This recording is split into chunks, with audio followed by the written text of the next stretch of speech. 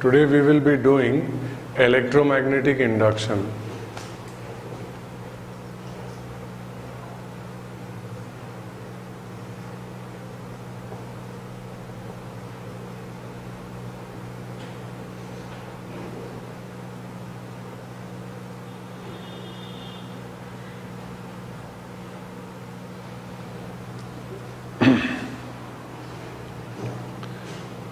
Let us say there is a loop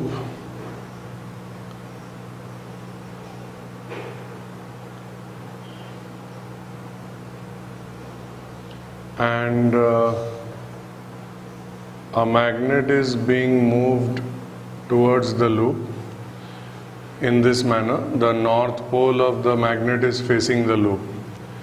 When the magnet approaches the loop, it is found that a current, clockwise current, will be induced in the loop. This is known as electromagnetic induction. So whenever there is a relative motion between a conductor and a magnet, a current is induced in the magnet. Now, according to Faraday, he is one of the pioneers of electromagnetic induction.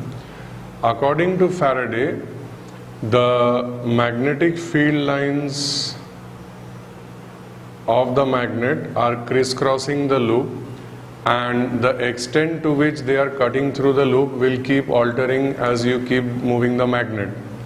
So we call that the flux of magnetic field through the loop.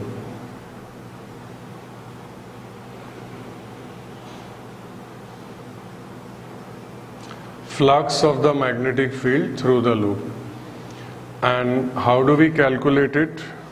The calculation is,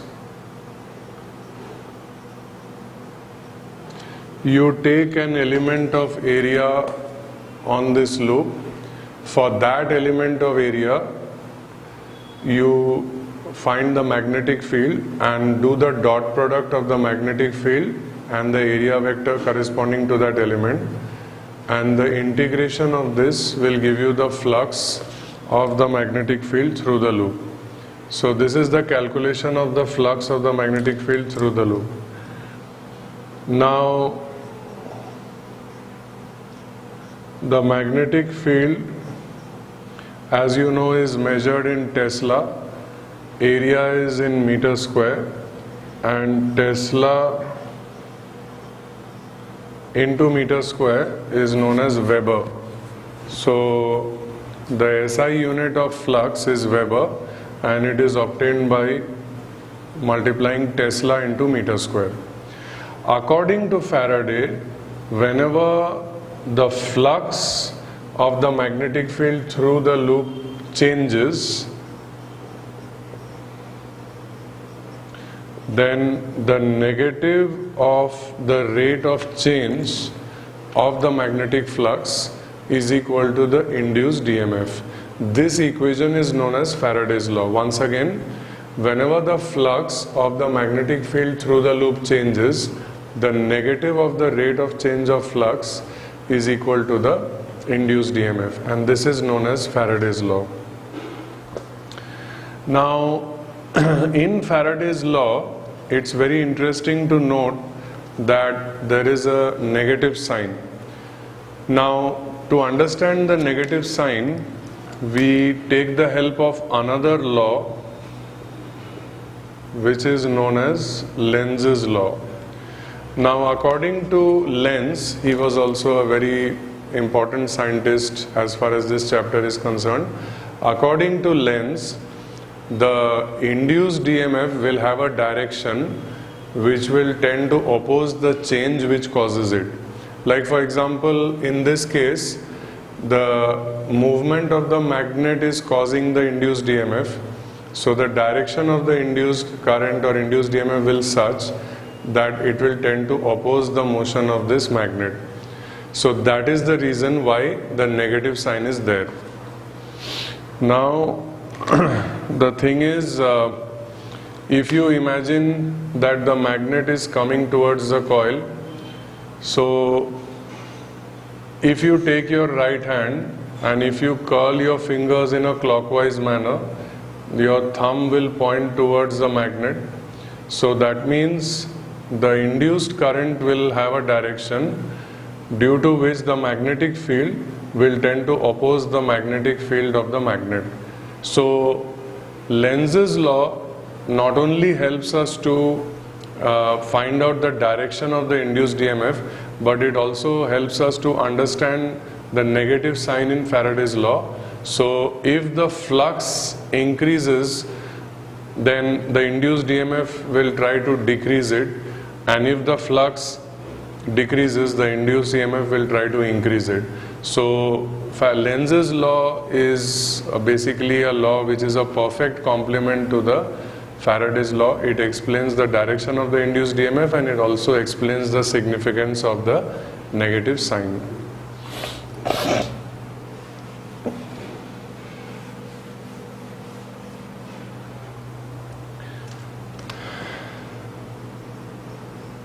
Now there are two very important applications of Faraday's law. The first one is called motional EMF.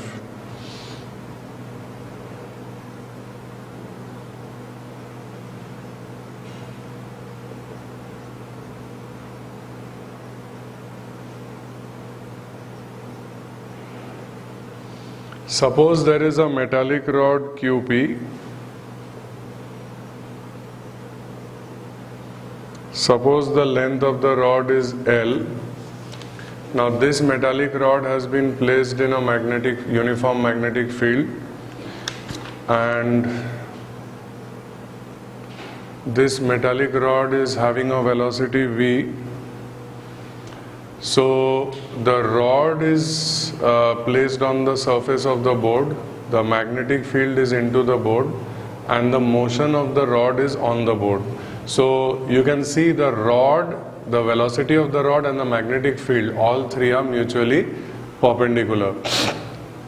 Now when the metallic rod moves on the board, then every free electron inside the rod will have a force given by F is equal to Q into V cross B, magnetic force.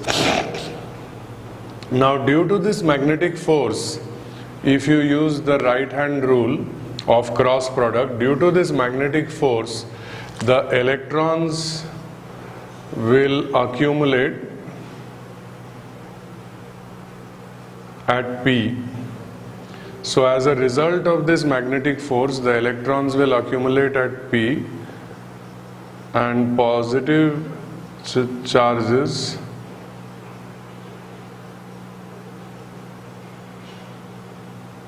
will accumulate at Q. So the electrons will accumulate at P and positive charges will accumulate at Q. Now within a very small fraction of time, the building up of electrons at P and positive charges at Q will create an electric field which is directed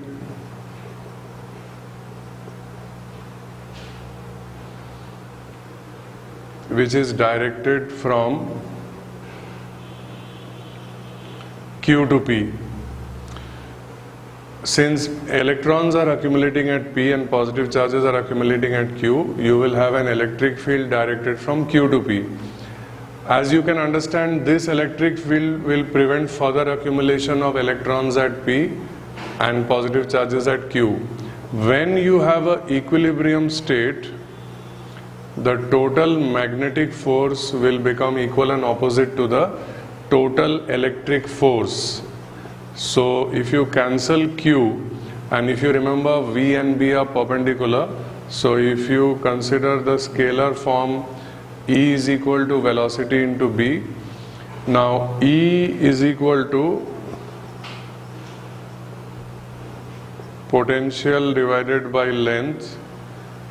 If you remember, the length of this rod is L, so that means potential is equal to V into B into L.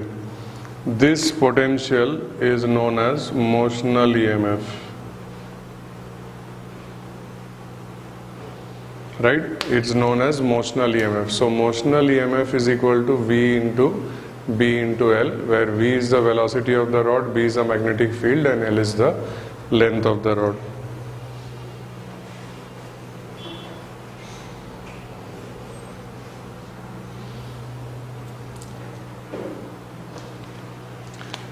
The second important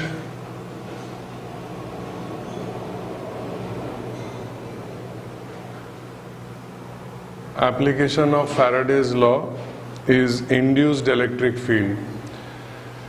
Suppose you have a stationary conductor, but the magnetic field is variable. Then what happens? According to Faraday, a changing magnetic field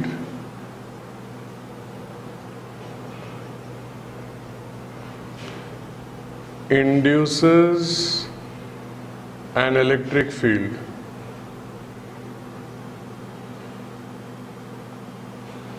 So according to Faraday, a changing magnetic field induces an electric field, and this electric field is non-electrostatic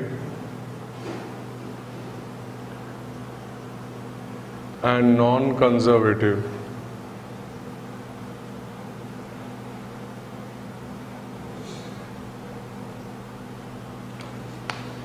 So, according to Michael Faraday, a changing magnetic field induces an electric field which is non-electrostatic and non-conservative. Why non-electrostatic? Because this electric field is not due to charge accumulation. It is not related to any static charges. Secondly, non-conservative. This electric field, unlike the electrostatic electric field, is non-conservative. That means the field lines can form closed loops. So Faraday said that if this electric field is given by E, and if you consider a charge Q, then the force on that charge is QE,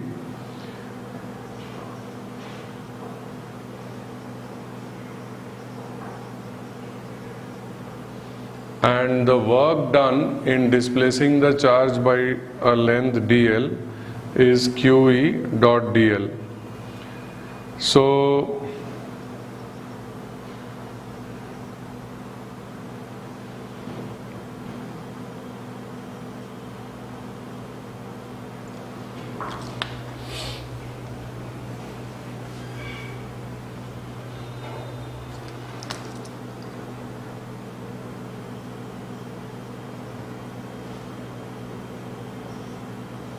So the work done divided by charge will be equal to E dot dl. You know work done by charge is equal to induced EMF. So induced EMF will be equal to E dot dl.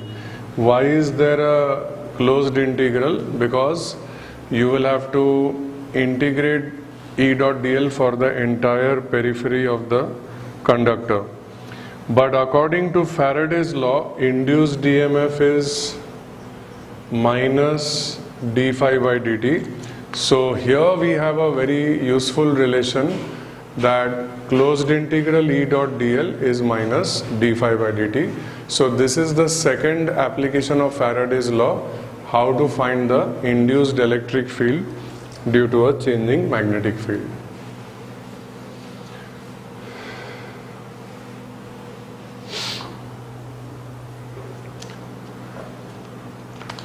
Next topic is eddy currents.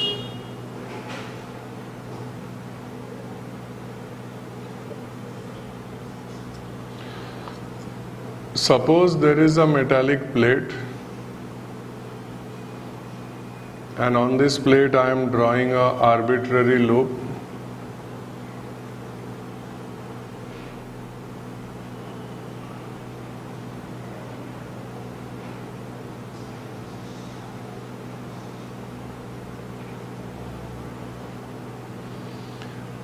And let us say that this metallic plate is rotating anti-clockwise, and on this plate I have drawn an arbitrary loop.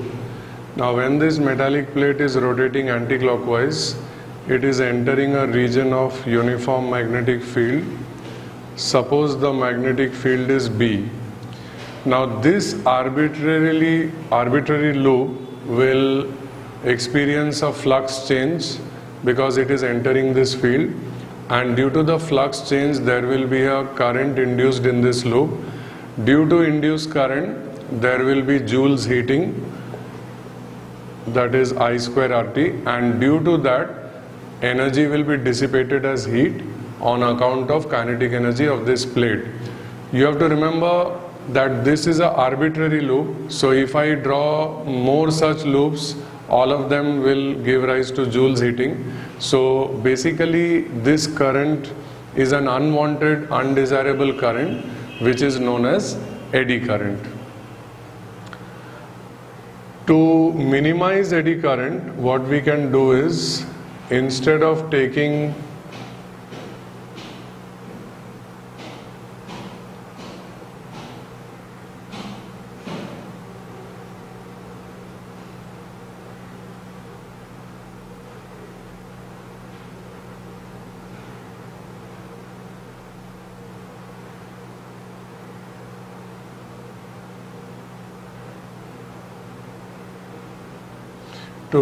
eddy current, we can do is that we can cut slots into this metallic plate like this.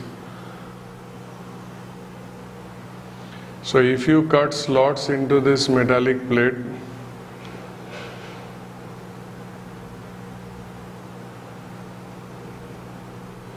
then if it enters this region of magnetic field again, then due to these slots, eddy currents will be either minimized or reduced to zero. So this particular method of cutting slots into the plate is known as electromagnetic damping.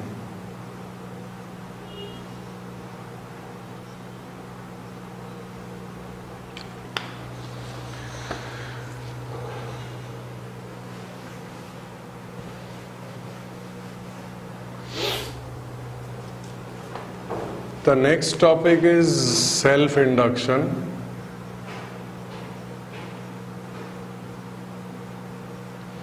Suppose there is a current loop and there is a circuit. The switch has just been closed. When the switch is closed, a current will be sent through this loop.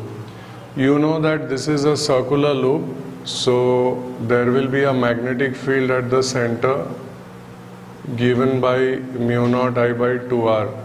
So when you close the switch, the current increases from 0 to certain value. So due to that, the magnetic field will increase proportional to the current. Due to the change in magnetic field, there will be a change in the flux with this linked with this loop, and the flux will also be proportional to current, because you know the area of this loop is constant. So if the field is proportional to current, the flux will also be proportional to the current. And the constant of proportionality is called the self-inductance of the loop. The constant of proportionality is called the self-inductance of the loop. Now the induced EMF by Faraday's law is given by minus d phi by dt. So that is equal to minus L into di by dt. Now you know that flux is measured in Weber and current is measured in ampere. So the SI unit of self-inductance is Henry. It is given as Weber divided by ampere. So 1 Henry is 1 Weber per ampere. The best example of self-induction is in a solenoid. Let's talk about a solenoid. You know that in any solenoid, the magnetic field along the axis of the solenoid is mu naught into Ni. So the flux linked with each turn will be mu naught Ni into pi r square. This will be the formula for flux linked with each turn.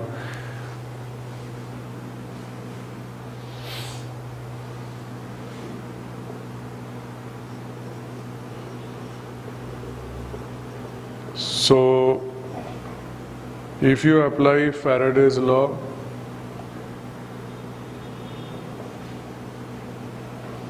then minus d phi by dt is mu naught n pi r square into di by dt. So the induced EMF will be equal to number of turns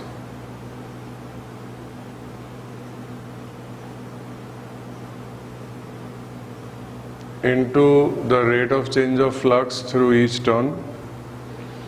If you equate this with minus L di by dt, then you will get the formula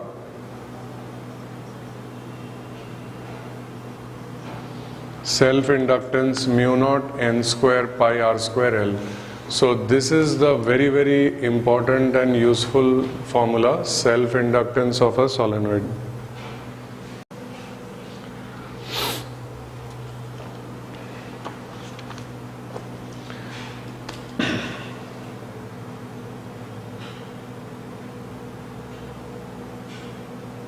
Now one very important thing that comes to mind is what is the nature of energy considerations for an inductor.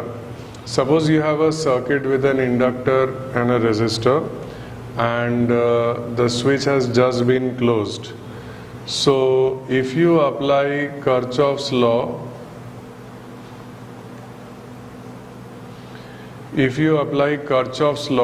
for this circuit, you will get E minus L di by dt is equal to IR. So you will get EI dt is I square R dt plus Li di. If you multiply throughout by I dt, then this equation will become like this.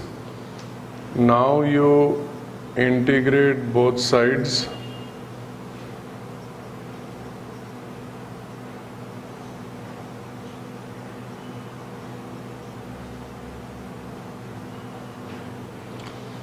So 0 to t ei dt is equal to 0 to t I square r dt plus half Li square. So we can summarize this equation by saying work done by the cell is partly dissipated as heat across the resistor, and the rest is stored as magnetic energy of the inductor.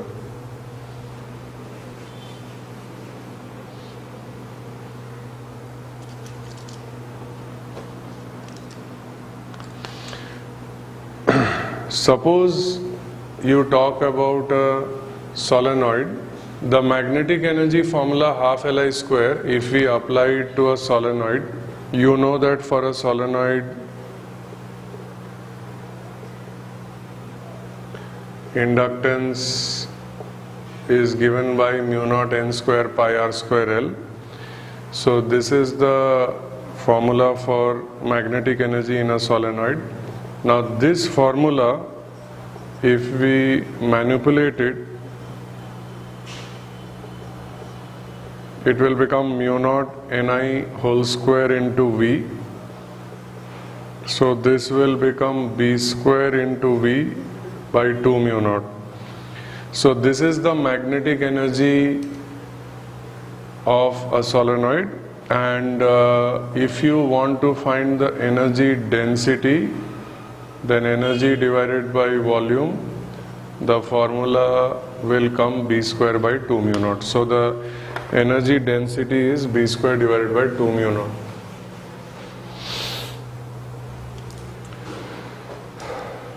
Next topic is mutual induction.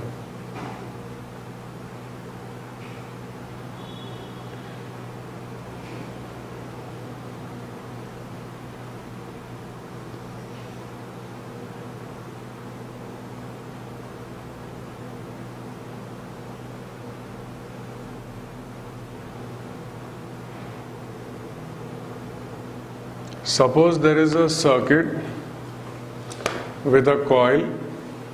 This is a cell, this is a resistance R. Now when you allow the current to flow in the circuit, another coil is coaxially placed behind this coil. So these two coils are coaxially placed one behind the other. Now when current flows in this circuit, what will happen is that the field associated with this loop will change, so the flux of that field will also change. And because these two coils are coaxial, automatically the flux change of the circuit coil will affect the flux change of the secondary coil, and we can say therefore that the flux change of the secondary coil is proportional to the circuit current. The constant of proportionality is denoted by capital M. This is called mutual inductance. So capital M is the mutual inductance for this pair of coils, and as you expect, the SI unit of mutual inductance is Henry, Weber per ampere. So mutual inductance basically depends on the shapes of the two coils and the manner in which they are placed.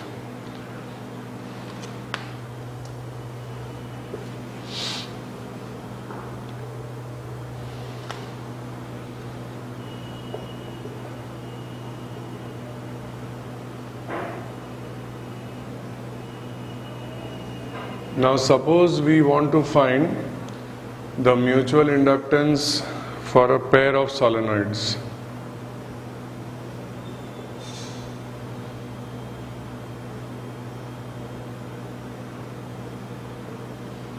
So let us say that there are two solenoids S1 and S2, they are coaxial.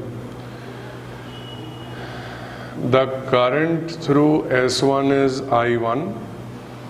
So due to this current, the field produced is mu 0 into Ni1. That is the field produced in S1. Now the thing is that there is no field outside of S1. So we can say that the flux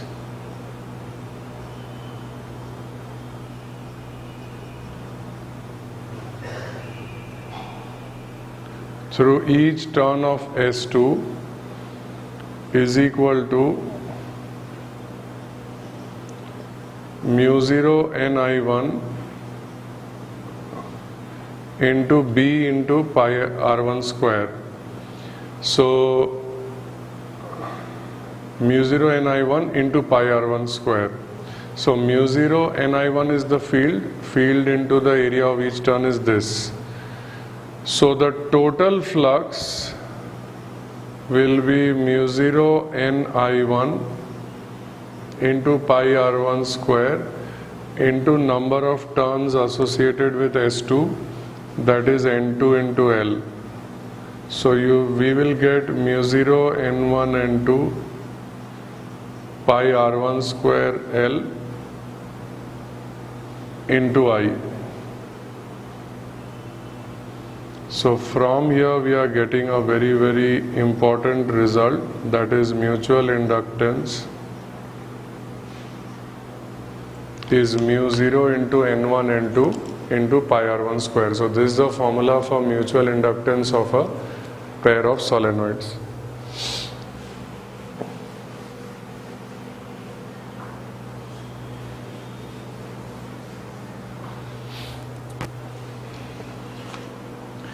Now we will discuss LR circuit.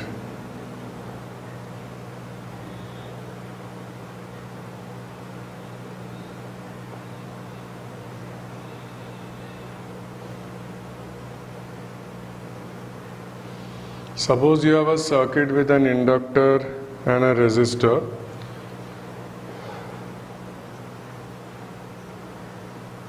So you apply Kirchhoff's law. So E minus L di by dt is IR.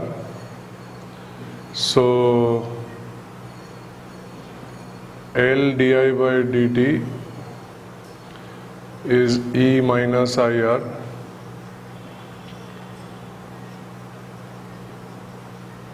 So di by E minus IR is equal to dt by L.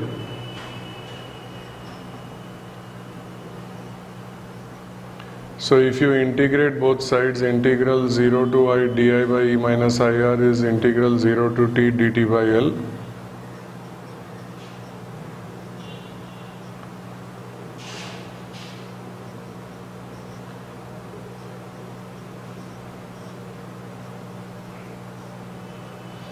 So minus 1 by R ln E minus IR by E is equal to T by L. After simplification, this equation can be written like this.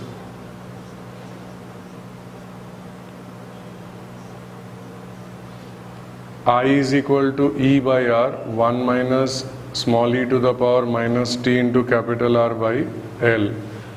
So you will get I is equal to I0 into 1 minus e to the power minus t by tau. Tau is equal to L by R, that is the time constant of the circuit. So every LR circuit has a time constant given by tau is equal to L by R. Now if we draw a graph of current versus time, this will be the nature of the graph. When time is equal to infinity, the current is equal to I0. This is called steady state. Now you will have to remember that when time is equal to tau, the current will be 63% of I0. When time is equal to tau, the current will be 63% of I0. So this is the details of LR circuit. Now suppose you have disconnected the battery and you only have inductor and resistor connected to each other like this. In that case, minus L di by dt is equal to IR by applying Kirchhoff's law. So di by I is equal to minus R by L dt. So if you integrate both sides, so left hand side will be I0 to I and right hand side will be 0 to t.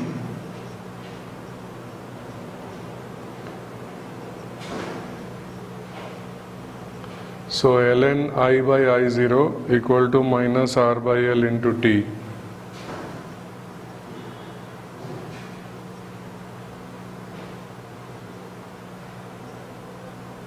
So I will be equal to I0 e to the power minus t into R by L.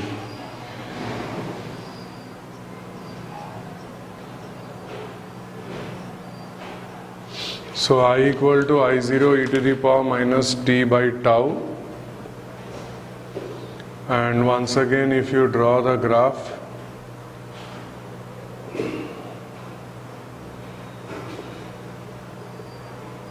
when time is equal to tau, the current will be 37% of I0, and you can see that when time is infinite, then the current becomes 0. So these are the details of decay of current in a LR circuit.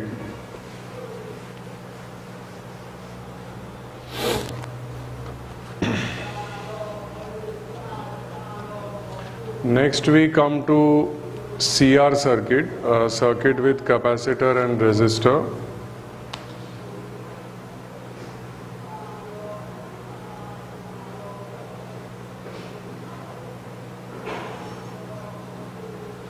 You have a capacitor, a resistor R in series with a cell of EMF E. Suppose the circuit current is I.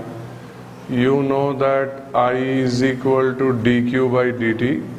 If you apply the loop law, then q by c plus IR minus E equal to 0. So IR will be equal to E minus q by c.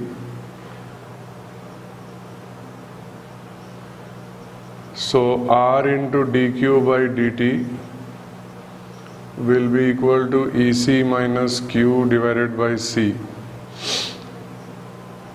So if you bring dt to the right side and integrate from 0 to q, and here you integrate from 0 to t, so you will get R dq, rather dq by EC minus q is 0 to t into dt by CR. Now you integrate and apply the limits, you will get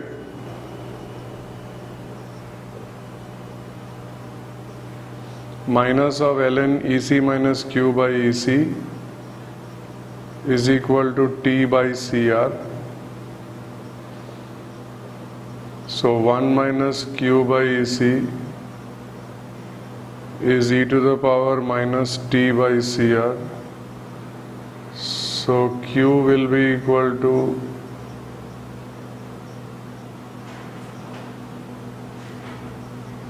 EC into 1 minus e to the power minus t by CR. Now if we draw a graph of charge versus time, this will be the nature of the graph.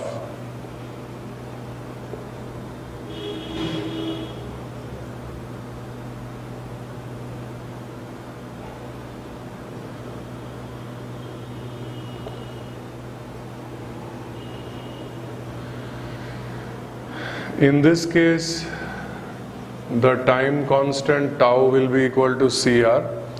Remember, when time is tau, the charge is 63% of the maximum charge is EC, and when time is equal to infinity, that is called steady state. So when time is infinity, the charge is EC. So this is the details of a CR circuit, which is charging, means the capacitor is getting charged.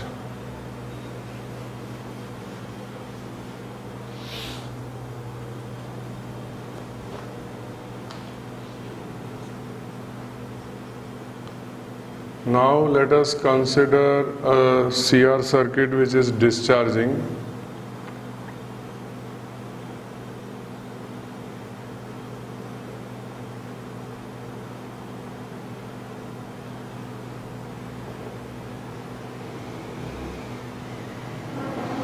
So there is a discharging circuit. The charge on the plates are Q and minus Q.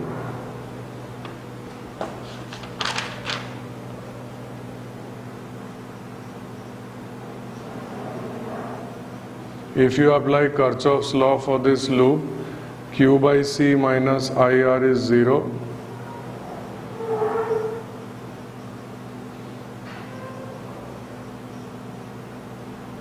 So R into dq by dt equal to minus C.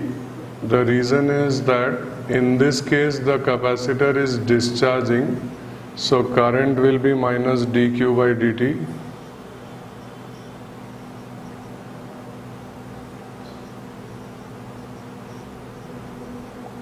So dq by q is minus dt by CR. So if you integrate the right hand side from 0 to t and the left hand side, the maximum charge on the capacitor is capital Q and the charge at any instant is small q. So ln small q by capital Q is minus T by CR.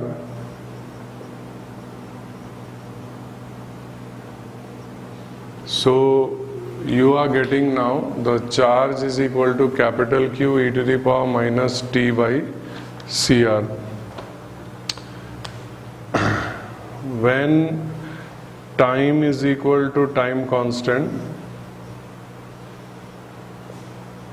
then the charge will be 37% of the maximum, so 0.37 into Q0. And when time is equal to infinity, the charge will become 0. So this is the details of CR circuit, and this also brings us to an end of the chapter, electromagnetic induction.